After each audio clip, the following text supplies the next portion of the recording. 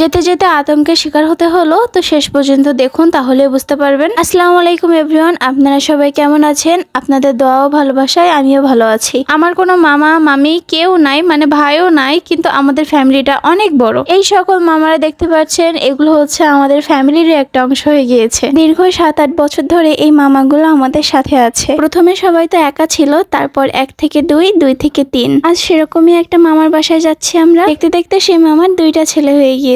সেই ছেলের আজকে সুন্নতে খাতনা। আমাদের সকলের দাওয়াত ছিল। আমরা বড় একটা লেগুনা ভাড়া করে আমরা চলে যাচ্ছি তাদের বাসায়। মামিদের বাসা অনেক দূর, সেই খুলনার দিকে। দুপুরের পর বের হয়েছিলাম আমরা, আর যেতে যেতে তো খুবই ক্ষুধা লাগছিল আর টায়ার্ড হয়ে গিয়েছিলাম। আর এখানে মামা কি বলছিল বলুন তো, যে রিলস গুলো আপনারা দেখে আসেননি, অবশ্যই এখন গিয়ে দেখে আসতে পারেন। আমি কিন্তু অলরেডি আপলোড করে দিয়েছি। এখানে একটা হনুমানের সাথে দেখা হয়েছিল আমাদের, আর আমরা তো ভয় পেয়ে গিয়েছিলাম যে হনুমানটা আমাদের গাড়ির ভিতর উঠে আসবে কিনা, কারণ এই মোটু মামাটা বারবার ডাকছিল যে আয় আমাদের গাড়ির ভিতরে আয়। তো সত্যি সত্যি দেখলাম যে কিছু দূর হাঁটার পরে আমরা তো সবাই চিল্লাই উঠছিলাম যে এই বোধহয় চলে আসবে। ক্ষুধা লাগছিল খুব, এই জন্য মামাকে বলছিলাম যে পিছনে সিংড়ার দোকান, তো কয়েকটা সিংড়া কিনে নিয়ে আসতে। মামারও বোধহয় ক্ষুধা লাগছিল, এই জন্য এক কথায় রাজি হয়ে গিয়েছে, না হলে যে কিপটা। আর স্টাইলের বেলায় ছিল 16 আনা। বলছিল যে আমাকে একটু ভিডিওতে নাও, আমি সানগ্লাস পরে বসে থাকবো, তুমি আমার ভিডিও করে দিবা। আর এখানে তো আরো কিছু মজার মজার কথা বলছিল। আমাদের যেতে যেতে অনেক সুন্দর সুন্দর রাস্তা পড়েছিল, যেগুলো দেখে তো আমরা চোখ সরাতেই পারিনি।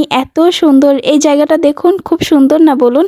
এখানে যদি কিছুক্ষণ লেবে একটু হাঁটতে পারতাম তাহলে অনেক খুবই ভালো হতো। আমাদের দাঁড়ানোর মতো একটুও সময় ছিল না, কারণ অলরেডি বিকাল হয়ে গিয়েছিল। তখন বাজে প্রায় 4টা। তখনও আমাদের পেটে কিচ্ছু যায়নি, শুধু ওইটুকু সিংড়া ছাড়া। আর সিংড়া যে আমাদের ধোকাবাজ দিয়েছে, সিংড়া দেখে যতটা সুস্বাদু মনে হচ্ছিল, পরে খুলে দেখি ভিতরে কিচ্ছুই নাই, মাত্র 2-3 পিস আলু। আমি তো শুধু বাইরের জিনিসও ভিডিও করছিলাম, আর আমাদের গাড়ির ভিতর যা মজা হচ্ছিল সেগুলো ক্লিপ কিন্তু আমি নেইনি। আর এই জায়গাটাও অনেক সুন্দর। ভিডিওটা দেখে আপনাদের কত ভালো লাগছে, কিন্তু সেই দিন আমাদের অবস্থা সম্পূর্ণ কাইল হয়ে গিয়েছিল। আর এর ভিতরে আর একটা মামার তো গায়ে অলরেডি অ্যালার্জি উঠে গিয়েছিল। রাস্তায় গাড়ি দাঁড় করে কিন্তু অ্যালার্জির ওষুধ কিনে তাকে খাওয়ানো হয়েছিল।